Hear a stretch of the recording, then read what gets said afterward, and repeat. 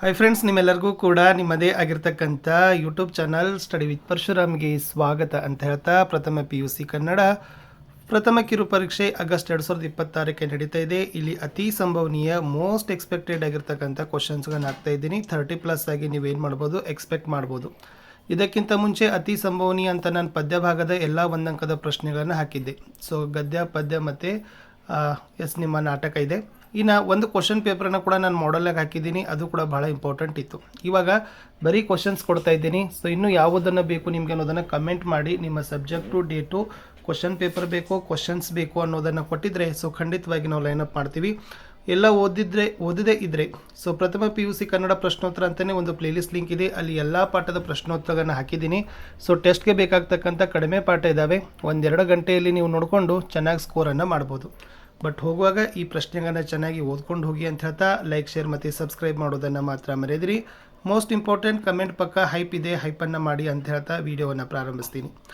ಒಟ್ಟು 3 ಮತ್ತು 2 ಹೇಳ್ತಾರೆ. ಸೊ ಇನ್ನು ಕೆಲವರು ಕಾಲೇಜಲ್ಲಿ ಎಷ್ಟು ಹೇಳ್ತಾರೆ ಅನ್ನೋದು ನಮಗೆ ಗೊತ್ತಿಲ್ಲ, ಬಟ್ ಆದರೂ ಕೂಡ ನಾನು ಕೂಡ ಹೆಚ್ಚಿಗೆ ಕೊಡ್ತಾ ಇದ್ದೀನಿ. ಸೊ ಒಟ್ಟು ಪದ್ಯ ಭಾಗದಲ್ಲಿ 3 ಆಗಬೇಕು.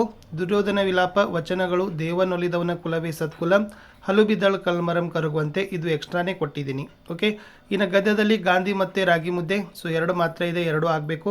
ನಾಟಕ ಭೋಳೇಶಂಕರ, ಕೆಲವು ಕಡೆ ಇದರಿಂದ ಕ್ವಶನ್ಸ್ ಬರ್ತವೆ, ಕೆಲವೊಂದು ಕಡೆ ಬರೋದಿಲ್ಲ. ನಿಮಗೆ ಯಾವ ಪಾಠ ಬರ್ತವೆ ಅನ್ನೋದನ್ನು ಚೆನ್ನಾಗಿ ನೋಡ್ಕೊಳ್ರಿ.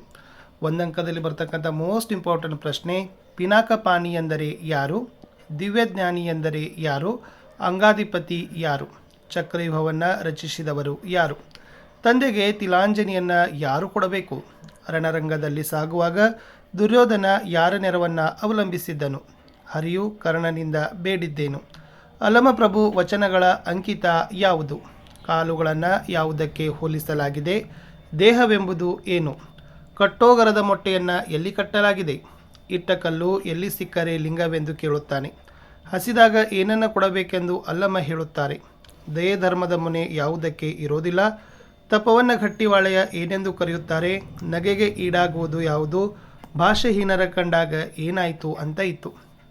ನೆಕ್ಸ್ಟ್, ಗಟ್ಟಿವಾಳೆಯ ವಚನಗಳ ಅಂಕಿತ ಯಾವುದು, ಅಕ್ಕನ ಹೇಳುವ ತೊಡರು ಯಾವುದು, ಲೋಕದ ಚೇಷ್ಟೆಗೆ ಬೀಜವಾದದ್ದು ಯಾವುದು, ಸತ್ಯವ ನುಡಿಯುವುದರ ಯಾವುದರ ಶೃಂಗಾರವಾಗಬೇಕು, ಅಕ್ಕನ ವಚನಗಳ ಅಂಕಿತ ಯಾವುದು, ಚೋಳ ದೇಶವು ಯಾರಿಗೆ ನೆಲೆಯಾಗಿತ್ತು, ಚೋಳ ದೇಶ ಆಳುತ್ತಿದ್ದ ದೊರೆಯಾರು, ಚೆನ್ನಯ್ಯ ಮಾಡುತ್ತಿದ್ದ ಕಾಯಕ ಯಾವುದು, ಚೆನ್ನಯ್ಯ ಹುಲ್ಲನ್ನು ಯಾವುದರ ಮೇಲೆ ಹೇರಿಕೊಂಡು ಬರುತ್ತಿದ್ದ, ಶಿವನು ಯಾರ ಜೊತೆ ಊಟ ಮಾಡಿದನು, ಚೆನ್ನಯ್ಯನನ್ನು ಹುಡುಕಲು ಚೋಳರಾಜನು ಯಾರನ್ನು ಕಳುಹಿಸಿದನು, ಚೋಳರಾಜನು ಚೆನ್ನಯ್ಯನನ್ನು ಶಿವಾಲಯಕ್ಕೆ ಹೇಗೆ ಕರೆತಂದನು, ಕೈಲಾಸದಲ್ಲಿ ಚೆನ್ನಯ್ಯನಿಗೆ ಯಾವ ಪದವಿ ಲಭಿಸಿತು, ಸೌಮಿತ್ರಿ ಸೀತೆಯನ್ನು ಎಲ್ಲಿಗೆ ಕರೆದುಕೊಂಡು ಹೋದ, ರಾಮನ ಆಜ್ಞೆ ಯಾವುದು, ಲಕ್ಷ್ಮಣನ ಮಾತನ್ನು ಕೇಳಿದ ಸೀತೆ ಭೂಮಿಗೆ ಹೇಗೆ ಬಿದ್ದಳು, ಕಾಡಿನಲ್ಲಿ ತನಗೆ ಯಾರ ನೆರವು ಉಂಟೆಂದು ಸೀತೆ ಹೇಳ್ತಾಳೆ, ಸೀತೆ ಯಾರಲ್ಲಿ ತಪ್ಪಿಲ್ಲವೆಂದು ಹೇಳ್ತಾಳೆ, ಭೂದೇವಿಯ ಮಗಳು ಯಾರು, ವಾಲ್ಮೀಕಿ ಏನನ್ನು ಹುಡುಕುತ್ತಾ ವನಕ್ಕೆ ಬಂದಿದ್ದ,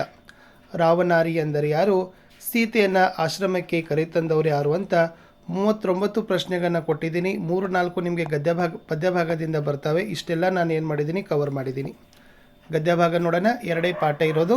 ಎಸ್, ತನ್ನ ಮುಂದೆ ನಿಂತಿರುವ ವ್ಯಕ್ತಿಗಳು ಯಾವ ಮನುಷ್ಯ ವರ್ಗಕ್ಕೆ ಸೇರಿದವರೆಂದು ಯಾರ ಜ್ಞಾಪಕಕ್ಕೆ ಬಂದಿತು, ವೈದ್ಯಾಧಿಕಾರಿ ಇಲ್ಲಿಯವರೆಗೆ ಯಾವ ರೀತಿಯ ನ್ಯಾಯವನ್ನು ಕಂಡಿರಲಿಲ್ಲ, ವೆರಿ ವೆರಿ ಮೋಸ್ಟ್ ಇಂಪಾರ್ಟೆಂಟ್.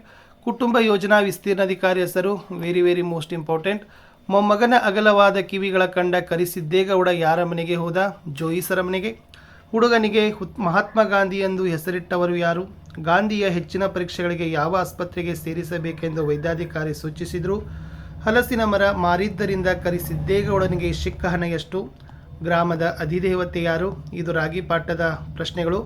ಕಣ್ಣುಗಳಲ್ಲಿ ಯಾವುದರ ಸಾಲು ಚಿತ್ರಗಳು ಮೂಡಿಕೊಂಡವು, ಹೋಟೆಲ್ನಲ್ಲಿ ಕರಿಯ ಏನು ಕೆಲಸ ಮಾಡುತ್ತಿದ್ದ, ಊರಿನ ನೀರು ಎಲ್ಲಿ ನೆಲೆ ನಿಂತಿತ್ತು, ನೀರಿಗಾಗಿ ಕರಿಯ ಏನನ್ನು ತರುತ್ತಿದ್ದ, ಬಡ ಮಕ್ಕಳ ಪಾಲಿಗೆ ಚಾಕ್ಲೇಟ್ ಯಾವುದು, ಸೀಕು ಅಲ್ಲ.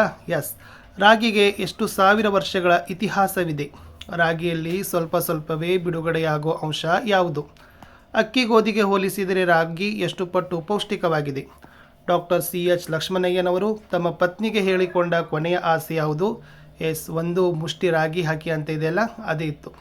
ಇನ್ನು ಭೋಳೇಶಂಕರದಿಂದ ಕೂಡ ಕೆಲವೇ ಪ್ರಶ್ನೆಗಳನ್ನು ಕೊಟ್ಟಿನಿ. ಸೊ ಭಾಳ ಸರ ಕೇಳ್ತಾರೆ, ಭೋಳೇಶಂಕರನ ಊರು ಯಾವುದು, ಪಿಶಾಚಿಗಳು ಯಾರ ಹೆಸರು ಕೇಳಿದರೆ ಹೆದರುತ್ತವೆ? ಬೋಳೆಶಂಕರನ ಹೊಟ್ಟೆ ನೋವು ಯಾವುದರಿಂದ ಮಾಯವಾಯಿತು?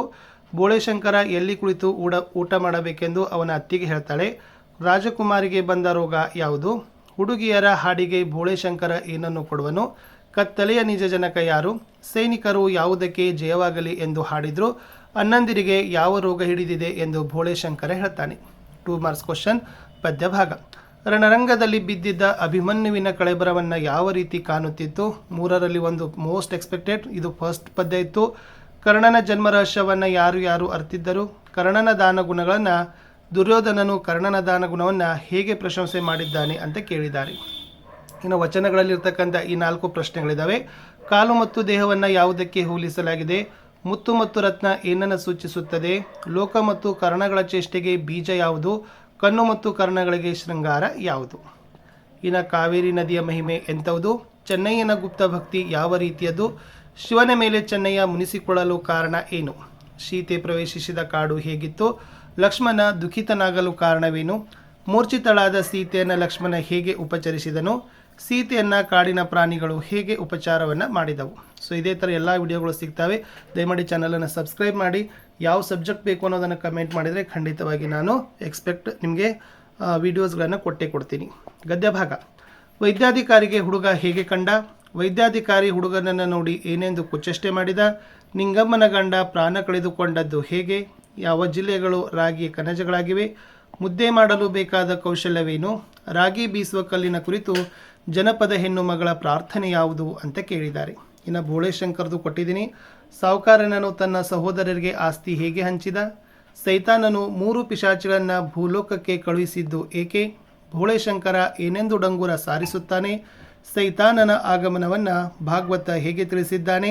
ಸೈತಾನನಿಗೆ ಮೊದಲ ಪಂಕ್ತಿಯ ಊಟ ನಿರಾಕರಿಸಿದ್ದು ಏಕೆ? ಸಂದರ್ಭ ಇದ್ದಾವೆ, ವೆರಿ ಮೋಸ್ಟ್ ಇಂಪಾರ್ಟೆಂಟ್. ಪದ್ಯದ ನೋಡಿ. ಗಾಂಡಿವಿಯಲ್ತು ಪಿನಾಕು ಪಾನೀಯಂ ನೆರಿಯನ್, ನಿನ್ನೊರೆಗೆ ದೊರೆಗೆ ಗಂಡರು ಮೊಳರೆ, ನೀ ದೇವನಾದಡೆ ಎನ್ನನೇಕೆ ಸಲಹೆ, ಶೀಲವೆಂಬುದು ಸೂತಕ, ಭಾಷೆಹೀನರ ಕಂಡು ನಾಚಿಕೆಯಾಯಿತು, ಮುತ್ತಿನ ಬಲೆಯಾದಡೆ ಬಂಧನವಲ್ಲವೇ, ಎನಗೆ ಭವ ಉಂಟೆ, ಕಾವೇರಿ ಸೋಂಕಿದರ ಪಾಪಮಂ ಸೋವೇರಿ, ಉಂಡನ ಭವಂ ಸ್ವರ್ಗ ಮರ್ತಕ್ಕೆ ಪೊಸತಾಗಿ, ರಾಮನ ಸೇವೆಗೆ ಸಂದುದೇ ತನಗೆ, ಸಲಹಿಕೊಂಬುದು ತನ್ನ ಮಾತೆಯಂ ಜನಕಂಗೆ ನಾವನ್ಯರಲ್ಲ. ಗದ್ಯದಲ್ಲಿ ಇಷ್ಟೇ ಇತ್ತು.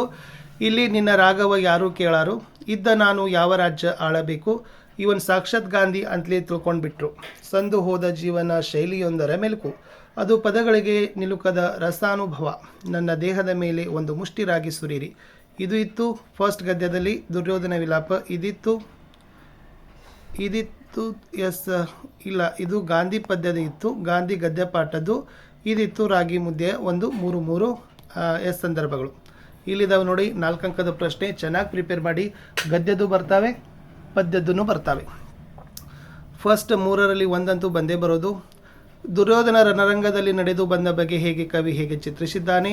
ದ್ರೋಣನ ಕಳೆಬರವನ್ನು ಕಂಡು ದುರ್ಯೋಧನ ಹೇಗೆ ದುಃಖಿತನಾಗಿದ್ದಾನೆ? ಕರ್ಣನ ಉದಾತ್ತ ಗುಣಗಳನ್ನು ದುರ್ಯೋಧನ ಹೇಗೆ ಕೊಂಡಾಡಿದ್ದಾನೆ? ಆಮೇಲೆ ವಚನಕಾರರ ಆಶಯ ಚೆನ್ನಾಗಿ ನೋಡ್ಕೊಡ್ರಿ.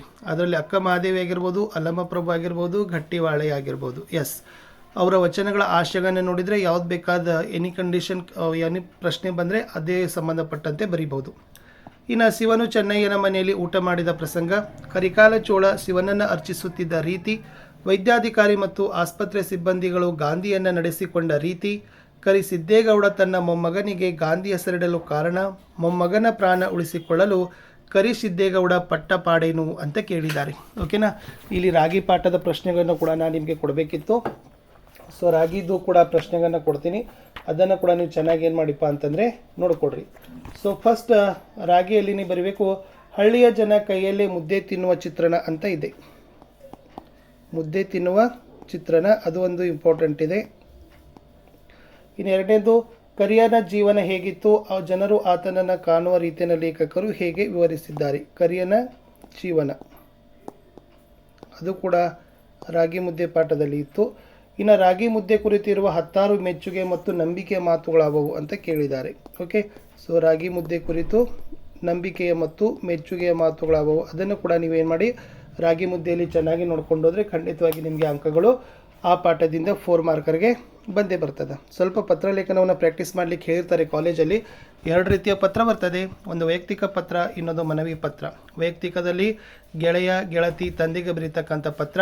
ಮನವಿ ಪತ್ರದಲ್ಲಿ ಕಾಲೇಜಿಗೆ ರಜೆ ಚೀಟಿ, ಅಂಕಪಟ್ಟಿ ಅಥವಾ ವರ್ಗಾವಣೆ ಪ್ರಮಾಣ ಪತ್ರ, ಚರಂಡಿ ವ್ಯವಸ್ಥೆ ಸುಧಾರಣೆ ಕುರಿತು ಪಂಚಾಯಿತಿ ಅಧ್ಯಕ್ಷರಿಗೆ ಬರೀತಕ್ಕಂಥ ಪತ್ರ. ಅದರಲ್ಲಿ ಸ್ಥಳ ದಿನಾಂಕ ಇಂದ ಗೆ, ಆಮೇಲೆ ಸಂಬೋಧನೆ, ವಿಷಯ, ಪತ್ರದ ಒಡಲು, ಮುಕ್ತಾಯ, ಹೊರವಿಳಾಸ ಅಷ್ಟು ಹಾಕಿದರೆ ನಿಮಗೆ ಅಂಕಗಳು ಕೊಡ್ತಾರೆ. ಇನ್ನು ಭಾಷಾಭ್ಯಾಸಕ್ಕೆ ಬಂದಾಗ ಎರಡನ್ನ ಫಸ್ಟ್ ಕಂಪಲ್ಸರಿಯಾಗಿ ಬರೋದು ನಾನಾರ್ಥ ಮತ್ತು ಪದ ಬಿಡಿಸಿ ಬರೆಯೋದು. ಯಾಕೆಂದರೆ ಅವೇ ನಿಮ್ಮ ಸಿಲೆಬಸ್ಗೆ ಇರೋದು, ಅದನ್ನು ಕಲ್ಕೊಡ್ರಿ. ಅದ್ರ ಜೊತೆಗೆ ಎಕ್ಸ್ಟ್ರಾ ಏನಾದರೂ ಕೇಳಿದರೆ ಅವರು ವಿರುದ್ಧ ಪದಗಳು, ತತ್ಸಮ ತದ್ಭವ, ಗ್ರಾಂಥಿಕ ಪದ, ದುರುಕ್ತಿಯನ್ನು ಕೊಟ್ಟು ಸಂತ ವಾಕ್ಯದಲ್ಲಿ ಉಪಯೋಗ ಮಾಡಲಿಕ್ಕೆ ಕೇಳ್ಬೋದು. ಇಷ್ಟು ವೆರಿ ಇಂಪಾರ್ಟೆಂಟ್ ಆಗಿರ್ತಕ್ಕಂಥ ಕ್ವಶನ್ಸ್ ಇತ್ತು ಅಂತ ಹೇಳ್ತಾ ಹೇಗನ್ಸಿತ್ತು ಅನ್ನೋದನ್ನು ಕಮೆಂಟ್ ಮಾಡಿ. ಯಾವ ವಿಷಯದ ಬೇಕು ಅನ್ನೋದನ್ನು ಕಮೆಂಟ್ ಮಾಡಿದರೆ ಖಂಡಿತವಾಗಿ ಲೈನ್ ಅಪ್ ಮಾಡ್ತೀನಿ. Good luck.